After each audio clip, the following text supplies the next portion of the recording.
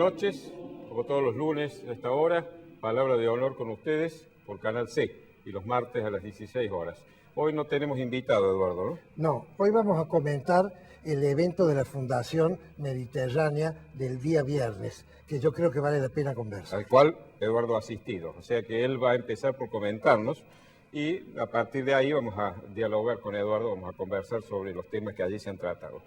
Y en las columnas, en las editoriales nuestras, en las columnas vamos a tratar temas de actualidad. Así que los invitamos a que nos acompañen.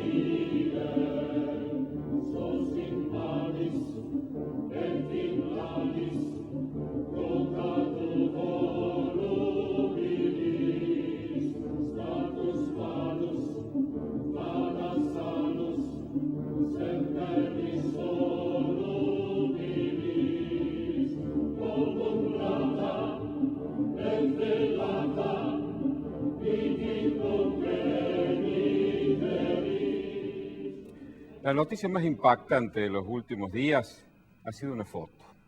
Una foto que ha conmovido al mundo entero y que ha sacudido la conciencia moral, por lo menos de Occidente. La foto del cadáver de Aylan Kurdi, ese niño sirio que llegó, llevado por las olas, muerto, a una playa de Turquía. Ha dado lugar a una variedad de consideraciones, de comentarios, de interpretaciones, etc. En general he visto que ha habido una condena fuerte a la actitud de Europa, a la actitud de regular y poner límites a la entrada de refugiados, de gente que huye de sus países por la guerra, por la persecución o por mil razones diferentes. Obviamente que esto es doloroso y creo que Europa le ha servido esto, lo ha sacudido de tal manera que le ha servido para revisar esas políticas y hoy están procurando ponerse de acuerdo para distribuir cupos a través de los cuales todos los países de la comunidad reciban a refugiados políticos fundamentalmente, que son la mayoría de los que llegan a las playas de Italia, de Grecia, etcétera, ¿no? Bueno, yo creo que esto mueve a muchas reflexiones, pero a mí me hace pensar en algo. Culpar a Europa por tener conciencia moral y criticarse a sí misma me parece que no es del todo justo. Me parece bien que esa conciencia moral siga existiendo. No somos europeos, pero somos parte de la cultura occidental y en definitiva nuestra cultura es europea. Europa es la cuna de la cultura que nosotros tenemos, las lenguas que hablamos son lenguas europeas. Entonces, lo que tenemos que valorar aquí es que la civilización occidental es la única civilización que tiene la capacidad de cuestionarse a sí misma.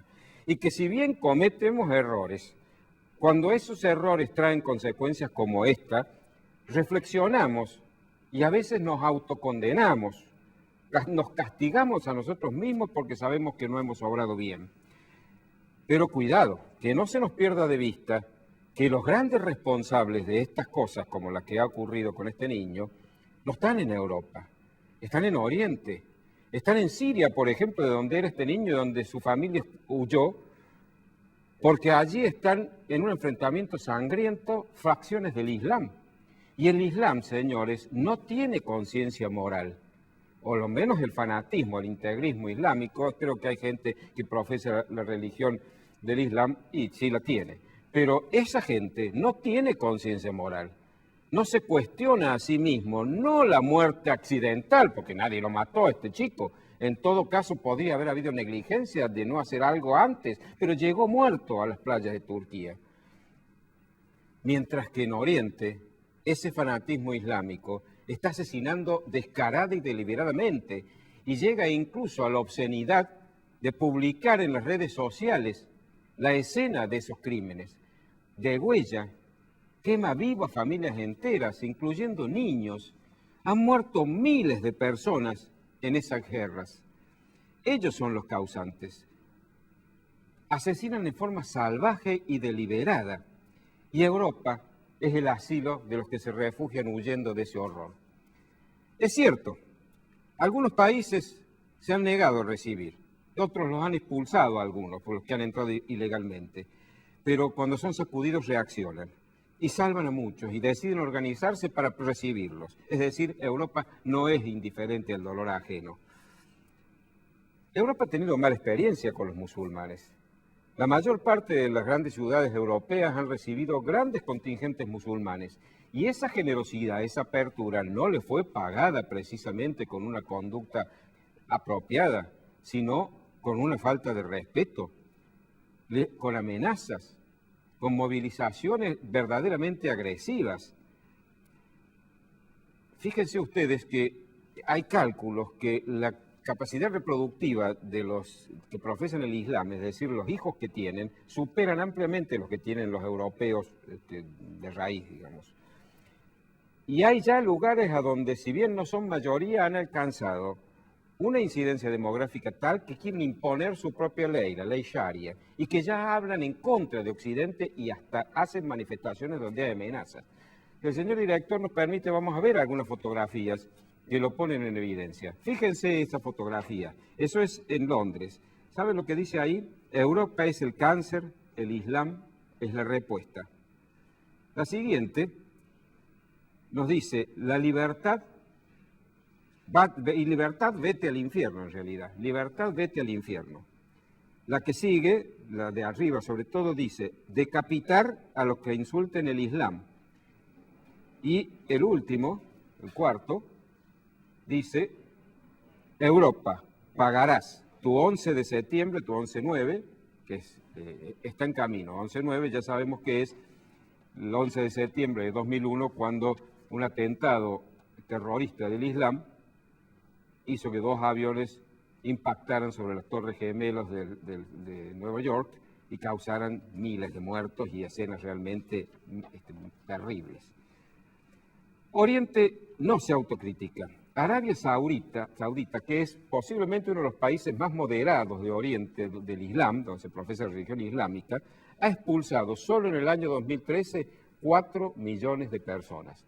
Pero resulta que ahora no escuchamos protestar contra Arabia Saudita, escuchamos protestas contra Europa, contra los que comparten con nosotros la civilización occidental y se cuestionan como nosotros cuando algo no hemos hecho acorde a las normas morales que tenemos. Aylan Kurdi no fue asesinado. Evidentemente que detrás de todo esto hay un negocio perverso, el negocio del traslado de los refugiados, de los que huyen. Y parece que su muerte fue una mezcla de infortunio y de torpeza, de negligencia. E incluso uno que venía allí también, que se llamaba Ahmed Adi Jawad, dice que el padre del niño fue el que causó la tragedia, es decir, causó el naufragio. Él había organizado el viaje y él conducía la barcaza.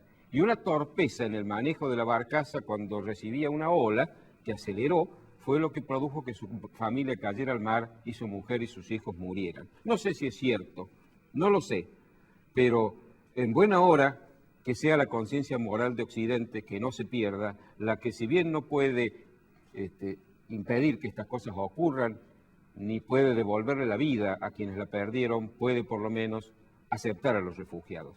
Ahora, me gustaría comentar las reacciones que ha tenido nuestro país. La señora Presidenta de la Nación, en una de sus tantas cadenas nacionales que las utiliza descaradamente para hacer propaganda electoral y para decir las cosas que se le vienen a la boca sin razonarlas, sin filtro, como dicen los chicos, dijo, no quiero parecerme a países que expulsan a los inmigrantes y que dejan morir a los niños en las playas.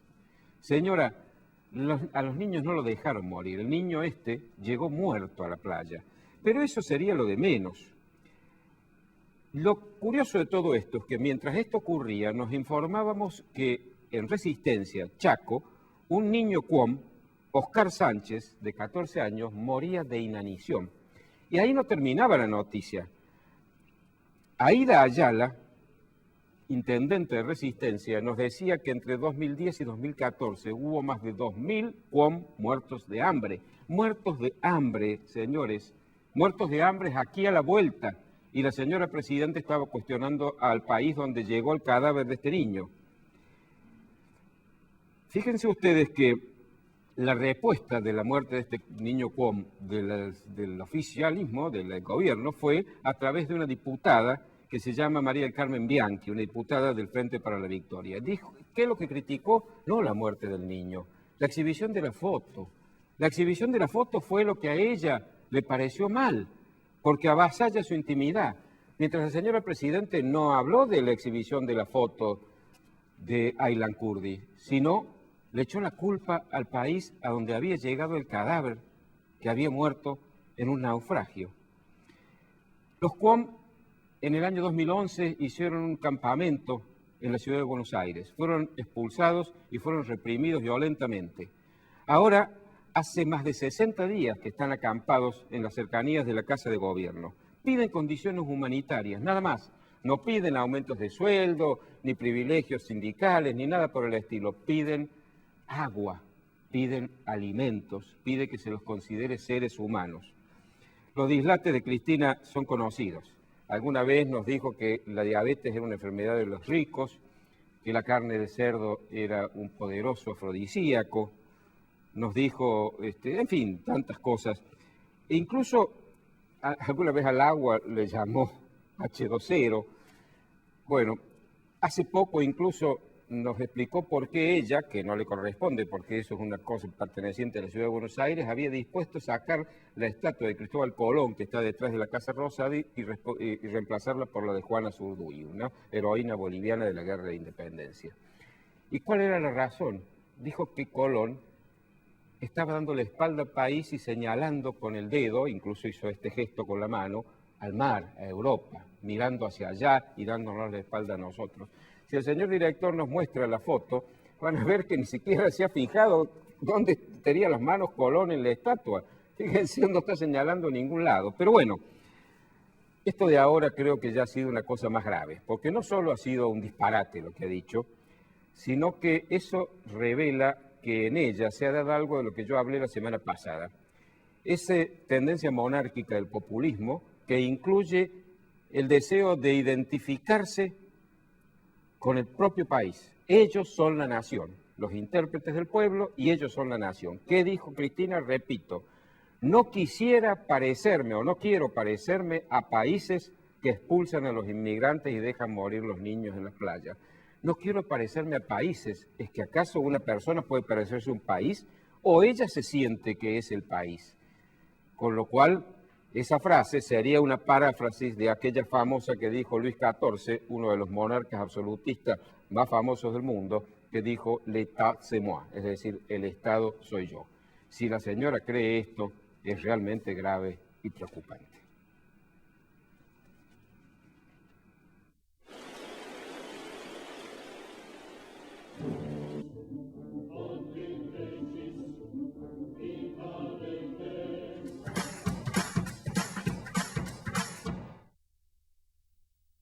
Directo desde Córdoba, invierta en Miami con confianza. Cecilia Nores Martínez, venta y postventa de inmuebles. Teléfono 569-1401.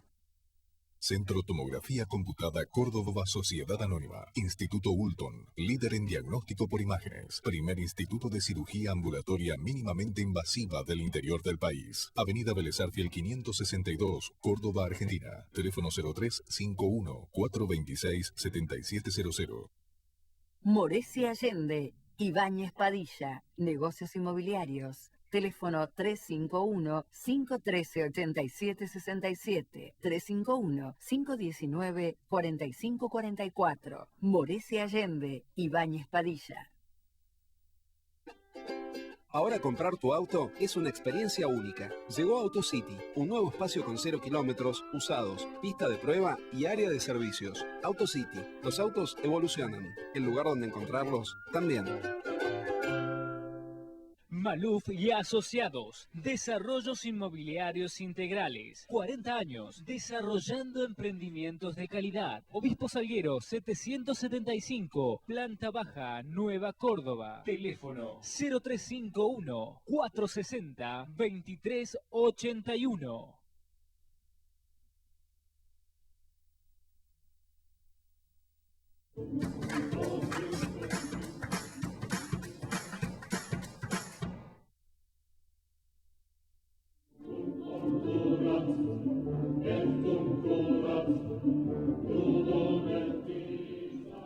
El viernes pasado, Prudencio, estamos en el aire, yo he asistido desde las 8:30 de la mañana hasta las 8:30 de la tardecita a la reunión anual de la Fundación Mediterránea en el Hotel Sheraton, donde hubo una serie de exposiciones ininterrumpidas, una detrás de otra.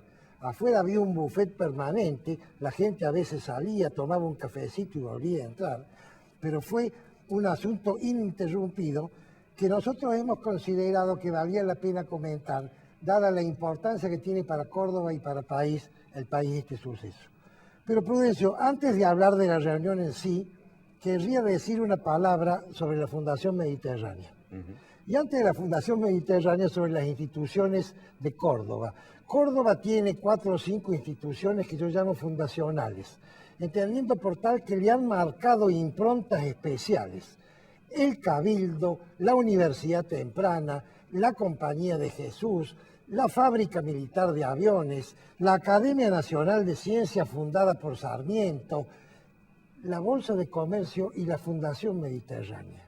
¿Y por qué la Fundación Mediterránea, en mi opinión? Porque la Fundación Mediterránea es una asociación de empresas de toda índole, de las empresas más importantes de Córdoba, que trabajan estudiando los temas económicos, sociales y administrativos.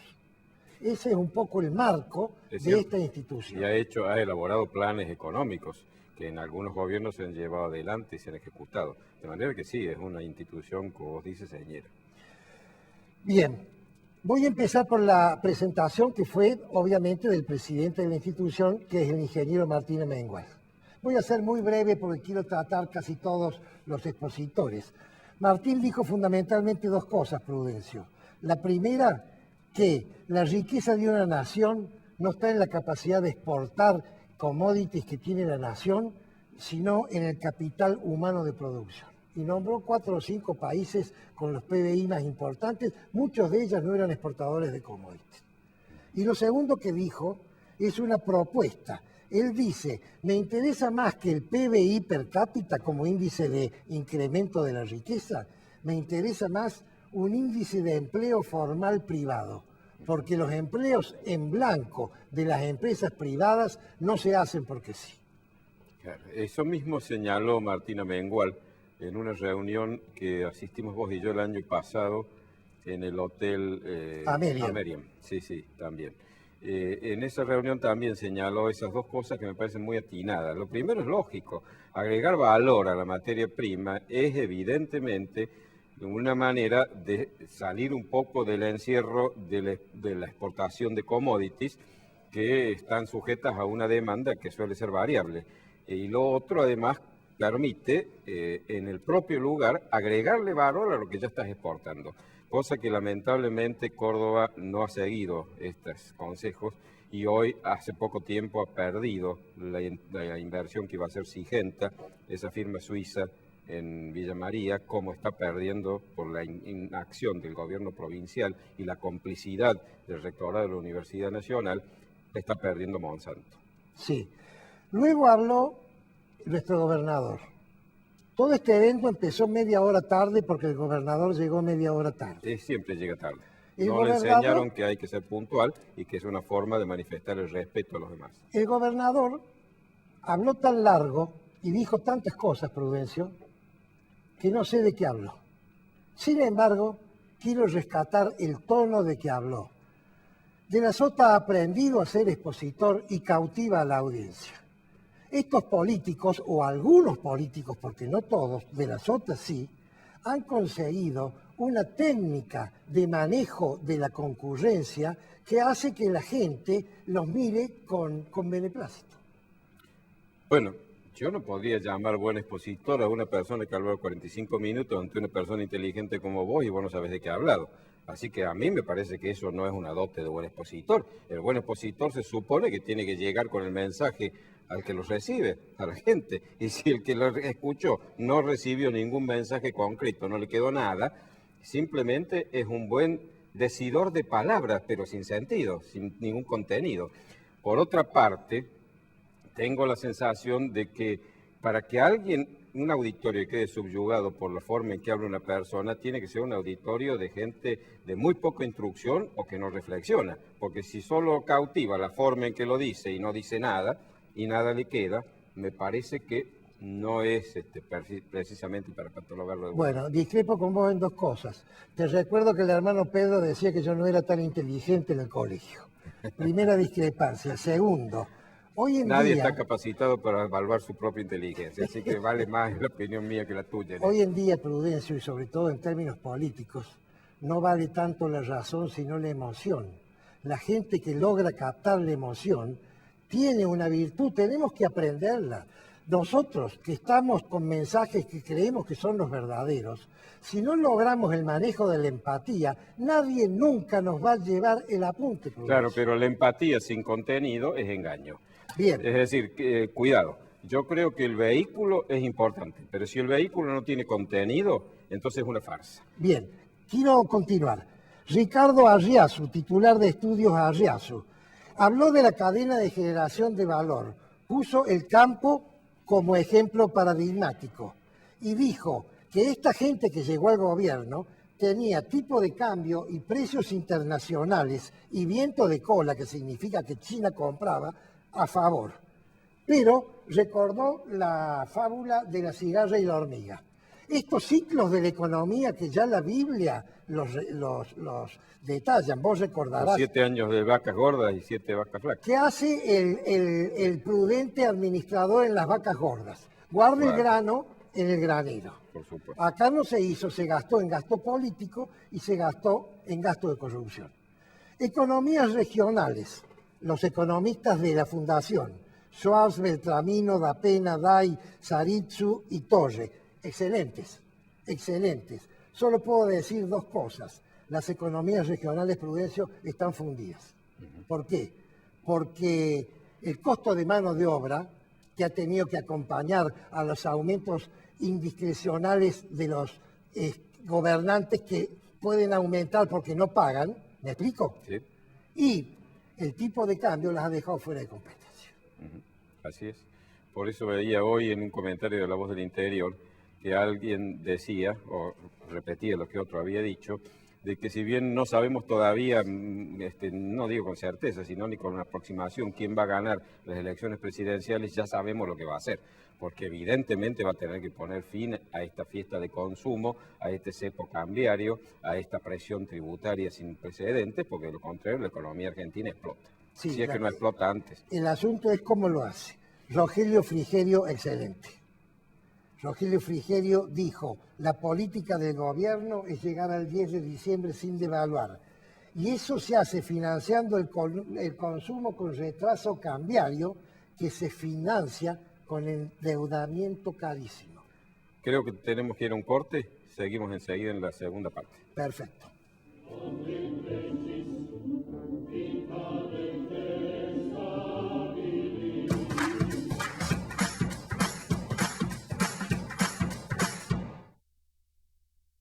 Moresi Allende, Ibáñez Padilla, Negocios Inmobiliarios, teléfono 351-513-8767, 351-519-4544. Moresi Allende, Ibáñez Padilla.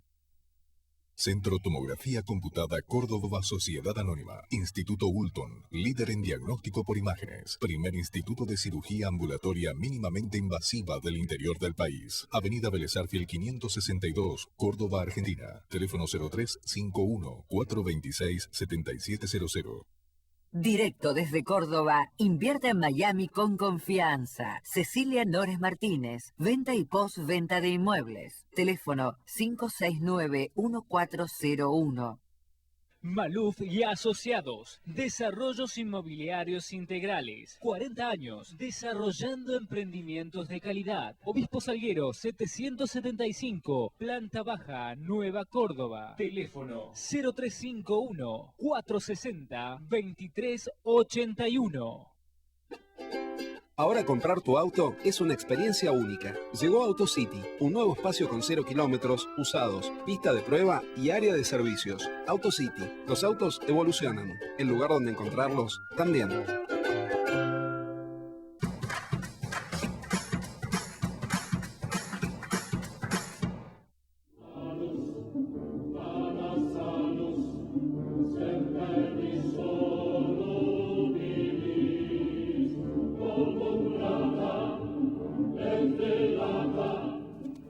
Bueno, continuamos con Sapsay, Prudencio. ¿Recordás quién es Sapsay? Sí, un constitucionalista prestigioso. ¿Y qué dijo últimamente? No lo he escuchado ni he leído. Sapsay dijo en una reunión en Buenos Aires, si no era de idea le pasa raspando. Dijo, la presidenta de la República no es abogada. ¿Te acordás de eso? No lo tengo presente. Bueno, ¿qué dijo Sapsay? Sapsay dijo, en las democracias representativas, lo primero es la legitimidad de origen de la autoridad. Y la legitimidad de origen la da el voto.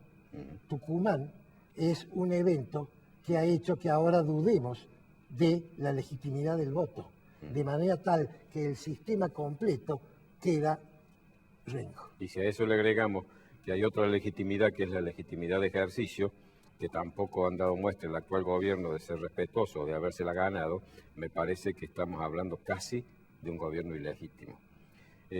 Obviamente, la ilegitimidad que pueda marcar los episodios estos lamentables de Tucumán no compromete al gobierno nacional, compromete al gobierno de Tucumán. Pero evidentemente el gobierno de Tucumán también se ha ocupado de hacer que su legitimidad de ejercicio sea puesta en duda. Lo de Alperovich es algo realmente que duele que en un país como el nuestro ocurra.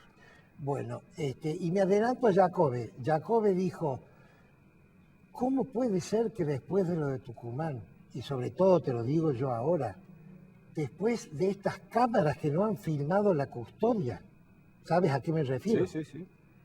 La población en general de la República Argentina no haya salido a decir, señores, hasta que el gobierno nacional, porque ahí ya compromete el gobierno nacional. Sí, el gobierno nacional es cómplice de todo esto, cómplice, evidentemente. Es todo el sistema, señores, este sistema no funciona. Sí. Nosotros no podemos tener una autoridad resultante de este sistema.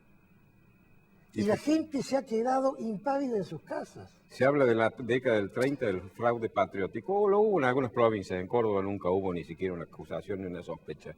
Pero esto ya es fraude ni siquiera patriótico, ¿eh? Es un fraude realmente corrupto. Es un fraude a ojos vistas con la gente que se queda mirando. Así es. Bueno, vamos a Giacobbe porque el tiempo se nos va. Giacobbe fue la estrella de la noche. El último fue. El último. Giacobbe llegó y dijo, ustedes quieren saber qué va a pasar.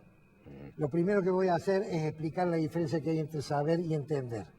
El saber es el qué, y el entender que es lo importante es el por qué. Claro. Lo importante es saber por qué pasan las cosas.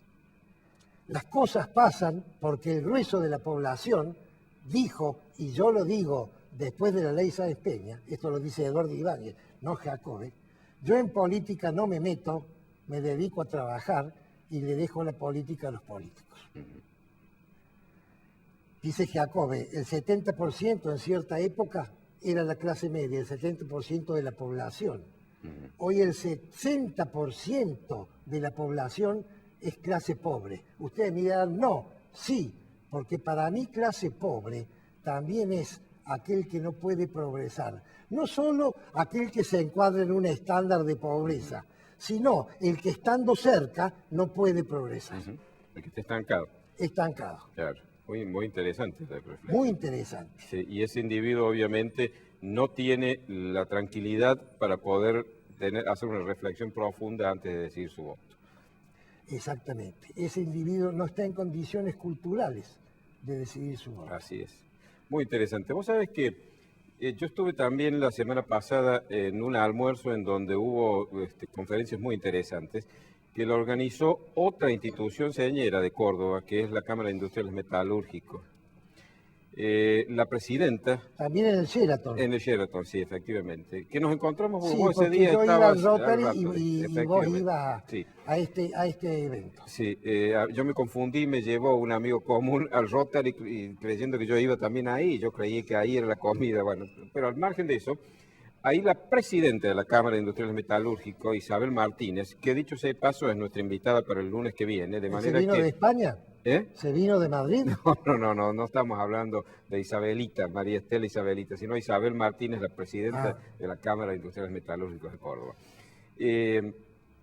No voy a decir mucho para dejarle a ella el lunes que viene que nos cuente las cosas interesantes que planteó allí sobre las pymes. Dijo cosas realmente y dio cifras que a uno lo dejan sorprendido. Digo solo una, más del 90, casi el 99% de las empresas argentinas son pymes. Y en términos de PBI... representan el 10% del PBI. No del PBI, perdón, el 10% de lo que facturan, digamos, la totalidad de las empresas. Pero todo eso lo va a decir ella con más solvencia que yo, con más conocimiento, y por eso le hemos invitado. Después de Isabel, que repito, vamos a dejar que ella nos cuente, habló un economista de Buenos Aires, se llama José Luis Espert, Sí, un hombre lo que conozco, es muy interesante, muy bien lo que dijo. Mostró gráficos a donde se pone en evidencia cómo la Argentina ha tenido realmente grandes caídas en la economía y luego necesariamente, dice él, recuperaciones. Pero como la recuperación no se acompañaba de esta prudente actitud de las vacas gordas y las vacas flacas, es decir, se dilapidaron los recursos de este repunte, volvíamos a caer. Y ha sido realmente una curva oscilante la de la economía argentina. Y lo hemos visto, cada 10 años hemos tenido una crisis. Claro, pero déjame poner una base, ¿Sí? Porque eso que vos dices es en términos estadísticos. Pero en términos personales, el que se cae en esa caída y se funde, ese tipo no sale. Muchos de ellos han quedado Muchos en el de camino. ellos no salen. Sí, por supuesto. Evidentemente. Como toda estadística, no toma el caso individual, que suele ser a veces de una tragedia. Y otra cosa que dijo fue los 3 escenarios que a su juicio se van a dar en la economía en el próximo gobierno, es decir, cuando asume el próximo presidente y el próximo Congreso. Para él habría 2 escenarios. El plan A sería que con rapidez se dejen sin efecto todas estas medidas desatinadas, como el cepo cambiario, el retraso del tipo de cambio. Medio minuto, Prudencio. Todas estas cosas que él cree que no tiene que traer como consecuencia un brote inflacionario ni situaciones graves. Ha dado incluso ejemplos claros de cómo se han hecho sin ese resultado. Un plan B, que sería tratar de hacerlo en forma gradual, que es retardar y hacer que sea más grave la crisis que va a seguir, y en definitiva no hacerlo, con lo cual, bueno, ya es difícil hacer un vaticinio porque sería calamitoso. Muy interesante, yo le he dicho en 2 minutos, él lo explicó con fundamentos muy sólidos y muy bien elaborados. Para cerrar, quiero decirte que nuestro canal, el Canal C, armó un stand, vuelvo al evento de la Fundación. Con la voz del interior. Ese día, Sí. y estuvo prácticamente dándole entrevistas a todos los que participaron, Así que es. la están preparando y creo que este fin de semana la van a sacar al aire. Sí, una felicitación para el canal porque realmente han tenido una cobertura muy eficiente. Bueno, espero que les haya gustado el comentario. Lamentablemente no hemos podido hablar de todo porque no tenemos mucho tiempo, pero es un pantallazo lo que hemos dado.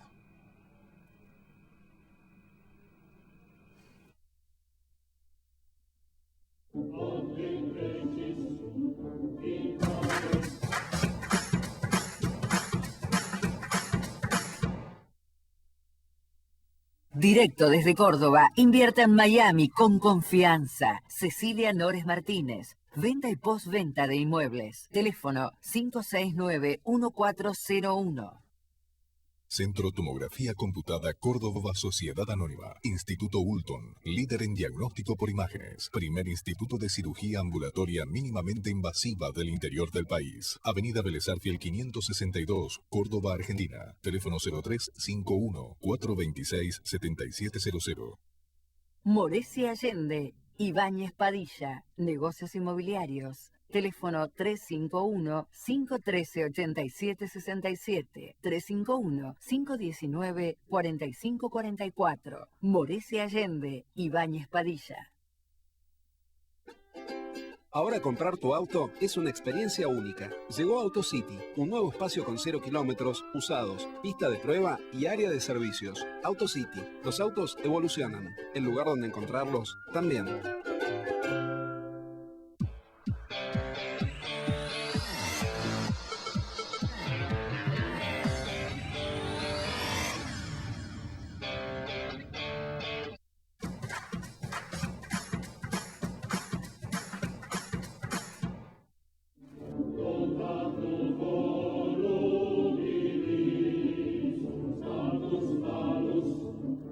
El lunes pasado explicamos que cuando los tres poderes se corrompen, o mejor dicho, cuando el poder ejecutivo corrupto coopta a los otros dos poderes, la única alternativa entonces es el cuarto poder, que es la opinión pública.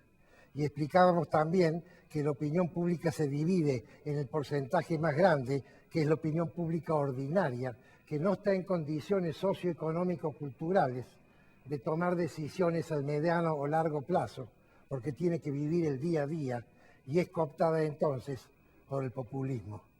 Y dijimos que solo nos quedaban los factores de poder de opinión pública, que era aquella pequeña franja que sí estaba en condiciones, primero de entender y luego de poder transmitir sus ideas para hacer cambiar culturalmente a la gran franja que son los que deciden con el voto popular.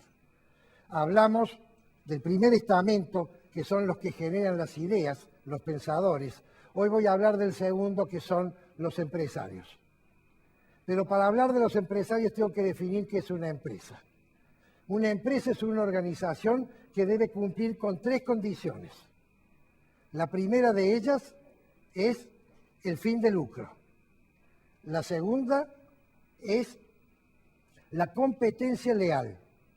Y la tercera es el riesgo. Si no tiene fin de lucro, el lucro significa ganancia. Si no hay un interés en ganar plata, no es empresa. Es una cooperativa, es una ONG, es otra cosa, no es empresa. Si no tiene riesgo, entonces es un trabajo por administración, es una administradora, no es una empresa. Y si no tiene la tercera condición, entonces, que es la competencia leal, entonces es una concesión. En términos de corrupción, voy a hacer una clasificación de 4 tipos de empresas. La primera son los amigos del poder que los gobernantes convierten en empresarios, dándoles contratos en forma directa y dándoles prebendas. Esos señores no son empresarios. Pongo un ejemplo que es Lázaro Báez, el ejemplo paradigmático de la administración de estos últimos 12 años. No por criticarlo a Lázaro Báez, yo no soy un periodista de investigación, ni siquiera soy un periodista, sino porque es un ejemplo. Si Lázaro Báez fuera una empresa en serio, estaría siendo estudiado en todas las universidades del mundo, como se lo estudia a todos los exitosos empresarios, como Henry Ford. Estos señores no son empresarios, estos señores son ladrones.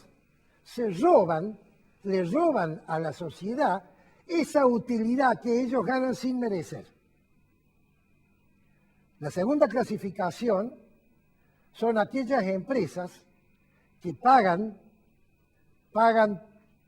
coimas, voy a usar la palabra vulgar para que se entienda, no voy a usar la palabra retorno, pagan coimas para tener más utilidades o para tener menos riesgos de que una situación normal le generaría. Esa diferencia que obtienen estos empresarios también se la sacan a la sociedad. La tercera clasificación son un grupo de empresarios que pagan retornos para poder trabajar. En un gobierno que maneja todas las variables de la economía, precio, tasa de interés, tipo de cambio, permiso de exportación, etcétera, etcétera, etcétera, es muy difícil poder trabajar a veces sin tener que pagar estos retornos. Yo no voy a decir si esto se debe hacer o no se debe hacer, si esto es moral o es inmoral, porque este no es el lugar, ni yo soy la persona para hacerlo. Simplemente voy a relatarles la analogía de la partida de cartas, que no es de mi autoría, sino que es Prudencio, autoría de Enrique Barrera Pinto, nuestro amigo, que nos la dio hace 40 años. No estábamos recibidos todavía. Usted llega a una partida de cartas, se sienta en la partida jugando al póker con otros 4 jugadores y descubre que las cartas están marcadas. Entonces dice, señores, las cartas están marcadas, cámbieme las cartas. Los jugadores le dicen, no, las cartas no se cambian. Entonces me retiro. Uno saca un revólver, esta partida es en el lejano oeste, y le dice, usted no se retira porque ya ocupó este lugar y no puede ocupar lo otro porque ya está usted. ¿Qué hace ese jugador? ¿Mira las marcas o no las mira? Porque si mira las marcas, puede ser que esté cometiendo una deshonestidad, pregunto. Y si no las mira, seguramente no va a ganar una mano. Y la cuarta clasificación son aquellas empresas que poco tienen que ver con el Estado, que son empresas muy grandes o son empresas muy pequeñas, las pymes que hablaba Prudencio recién. Voy a poner 2 ejemplos cordobeses porque a mí me gusta mucho ponerlos, Arcor y Promedón. Y las empresas pymes todos las conocemos. ¿Qué dicen los empresarios? Los empresarios dicen, cuando uno le habla de estos temas, ¿por qué no denunciás? ¿Por qué no denunciás que el INDEC es mentiroso? Por 2 razones, dicen los empresarios. La primera razón, porque el objetivo mío principal es cuidar mi empresa. Yo no puedo pelearme con el Estado porque soy responsable de mi empresa y soy responsable de la gente que trabaja en esta empresa. Y la segunda razón es que yo no soy profesor, yo no tengo que andar explicándole a la gente las cosas, yo tengo que trabajar en mi empresa.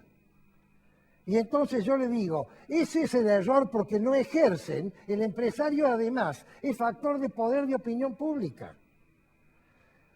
Es mucho menos interesante que acercarse a un gobierno y generar prebendas los 2 o 3 primeros años para después entrar en una decadencia permanente y terminar en una hecatombe, como vamos a terminar, salvo un muy buen timonel que venga.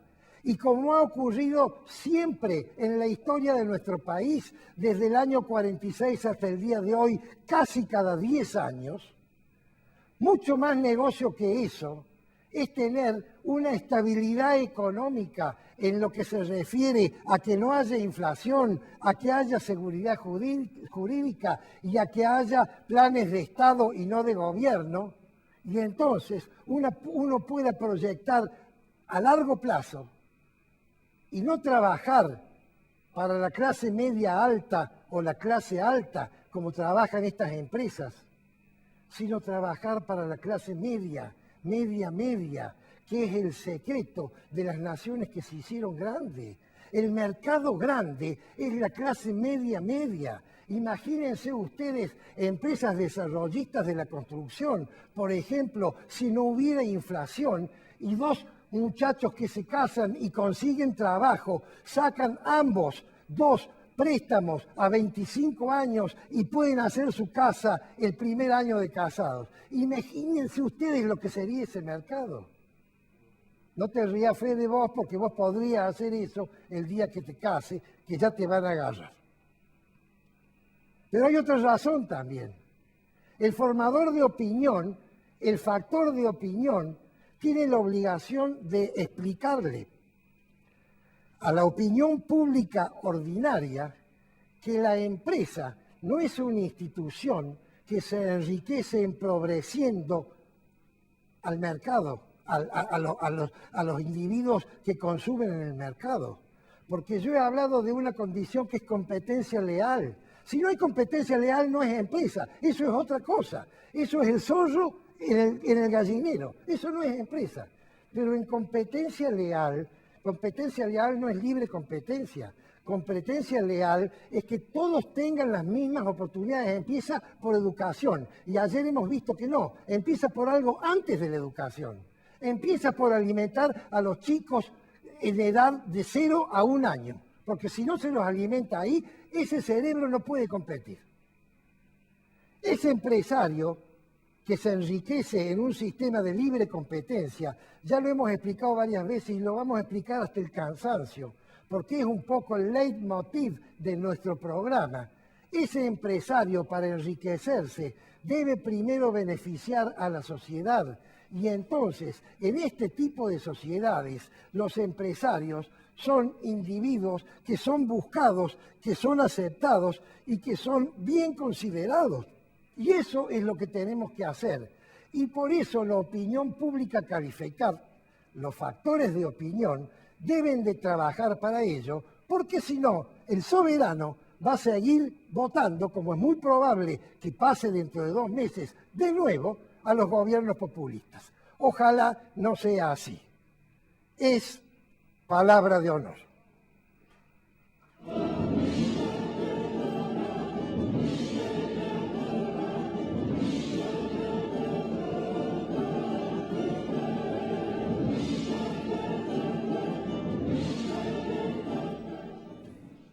Las elecciones de ayer en la ciudad de Córdoba, de intendentes, miembros del Consejo Deliberante y del Tribunal de Cuentas de la Municipalidad de la ciudad de Córdoba, han dado mucho que hablar. Los resultados han sido realmente curiosos, porque ha habido tres candidatos que han sacado importantes, casi 4 diría, que han sacado cifras importantes. El que ha ganado con un porcentaje relativamente bajo, no llega al 33%, es decir, menos de 1/3 de los votantes lo han votado. Y bueno, ha merecido muchos comentarios. Es el matutino La Voz del Interior, sin ir más lejos, tiene hoy 8 columnas de opinión que hablan sobre este tema, y casi todas ellas lúcidas y con análisis muy inteligentes y bien hechos.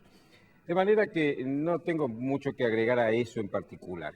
Pero sí me ha parecido inteligente cómo han interpretado cuál es el futuro de cada uno de ellos, cuál es el grave compromiso que ha asumido Mestre para renovar su mandato de hacer cosas que no ha hecho en su primer periodo, cómo ha hecho promesas que son muy difíciles de cumplir, cómo el segundo, es decir, Tomás Méndez, es un individuo que ha aparecido casi de la nada y ha sacado un porcentaje realmente asombroso, un hombre que está sospechado de actos de corrupción, no está sospechado, está acusado de actos de corrupción, está imputado incluso, es un individuo que incluso hay sospechas de que ha hecho negocios turbios con varios poderes, digamos, con varios gobiernos. Cómo ha caído la popularidad y los votos de Luis Juez por esta alianza con su antigua enemiga, a quien incluso, Ritorno estoy hablando, él había denunciado de corrupción, de un acto de corrupción que todos conocimos, como era cuando se vino secretamente de Santiago de Chile trayendo $50 millones en Lecor, y la descubrieron. Y en definitiva, como el PJ, a través de un candidato que es un hombre serio, que es Tito Domina, tuvo un cuarto lugar bastante alejado, que no se condice con el hecho de que gane las elecciones en el orden provincial. Todas esas consideraciones son muy interesantes.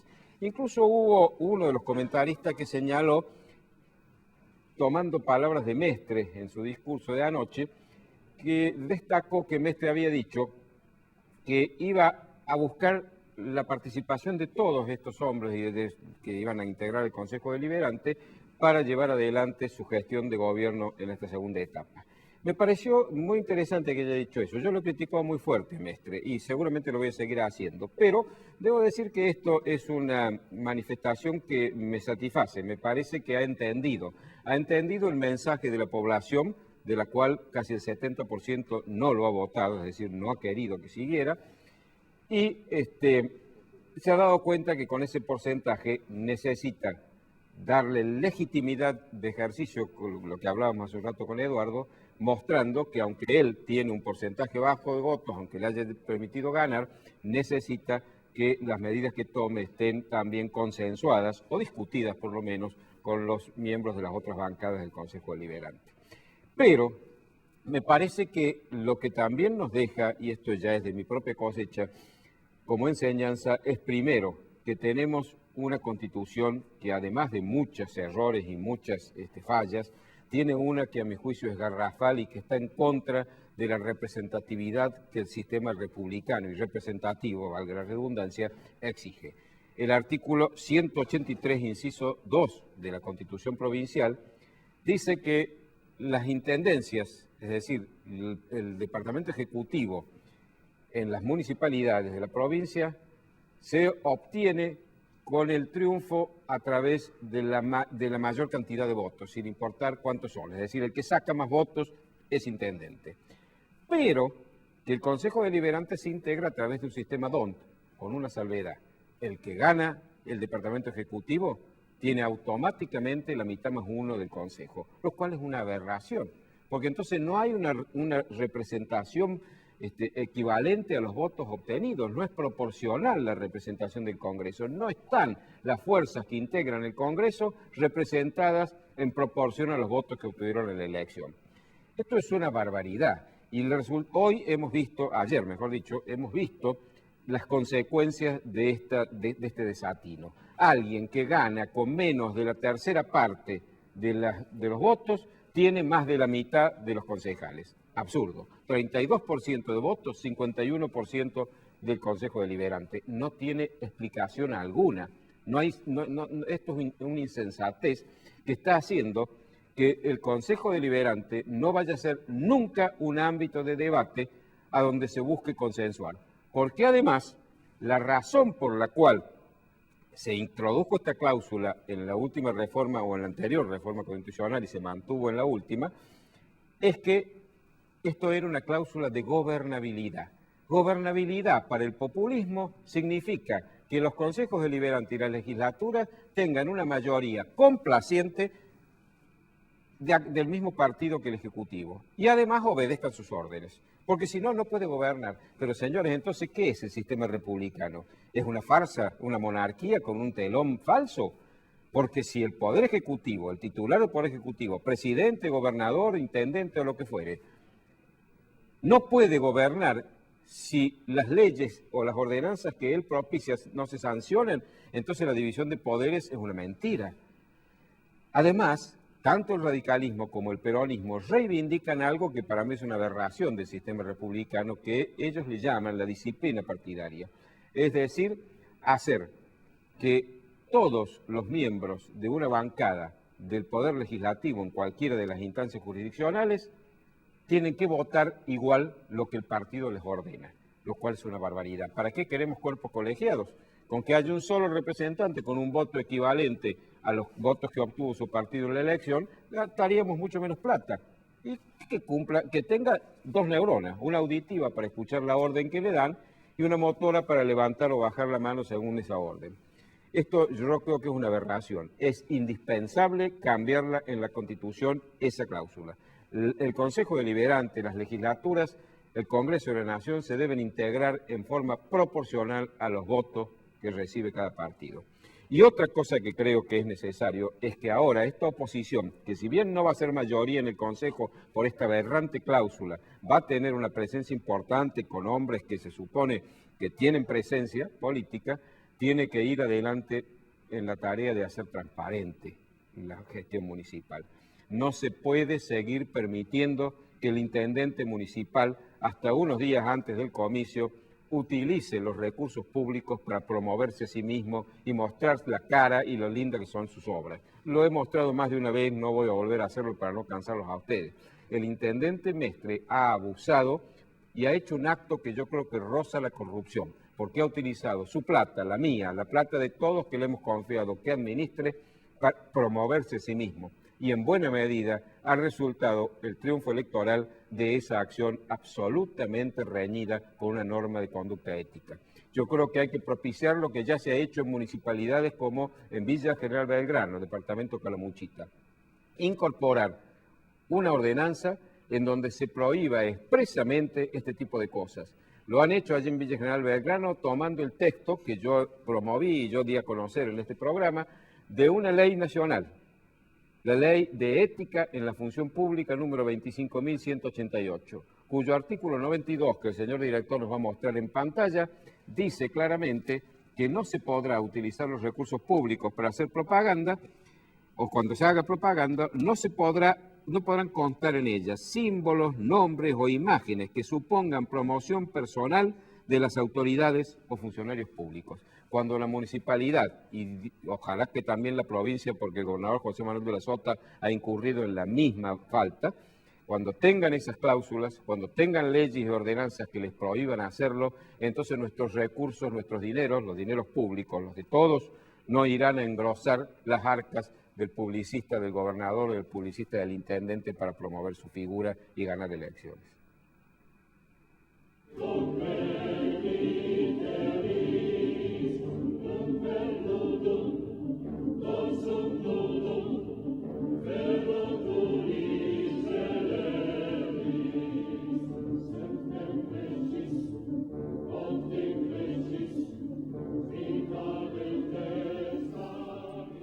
Una última reflexión, Prudencio, que creo que es interesante. Juez tenía el 20%, Olga tenía el 20%. Juez y Olga eran enemigos acérrimos. Dijeron, juntémonos y nos vamos a sacar entonces el 40%. Sacaron el 15%. No se puede manipular a la gente. La opinión pública, que vos siempre destacas, ha sido en definitiva una operación de suma cero. Es decir, se han burlado de la opinión pública, haciéndonos creer que ahora se habían amigado cuando se habían hecho acusaciones gravísimas. La opinión pública no es tonta y en definitiva lo he demostrado con esto. Bueno, se terminó el programa, señores. Nos veremos entonces el próximo lunes, si Dios quiere.